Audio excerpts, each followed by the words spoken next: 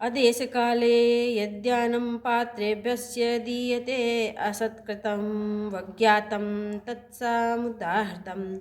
जो दान बिना सत्कार के अथवा तिरस्कार पूर्वक अयोग्य देश काल में और कुपात्र को दिया जाता है वह दान तामस कहा जाता है। ओम तत्सदिति निर्देशो ब्राह्मण स्त्री विधा स्मृताः ब्रह्मणास्तेन वेदाश्च यज्ञाश्च विहिता पुरा। ओम तत्सत।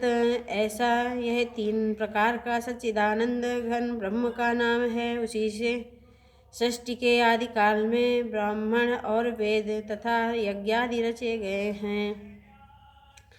तस्मादो मुद्युदाहृत्य यज्ञ दान तपा क्रिया प्रवर्तन्ते विधानोक्ता सततं ब्रह्मवादिनाम्।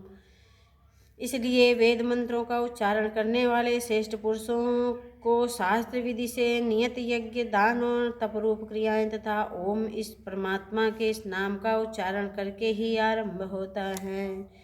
तदित्यनभिसन्धाय फलं यज्ञ तपा क्रियाः दान क्रियाश्च विविधा क्रियन्ते मोक्षकांक्षिभिः।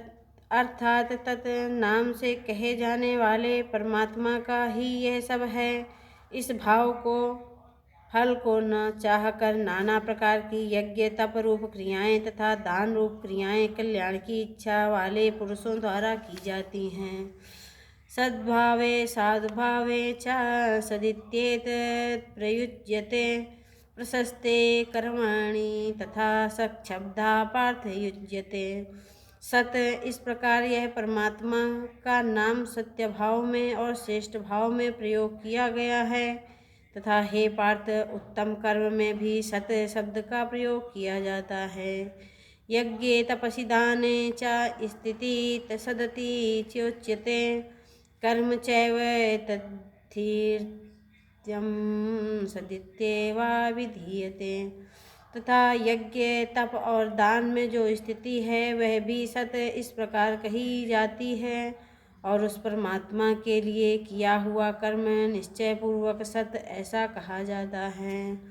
असद्याहुतं दत्तं तपस्तं कुतं चायत असदित्युच्यते पार्थ न च तत्प्रेत्यन्नो इहे।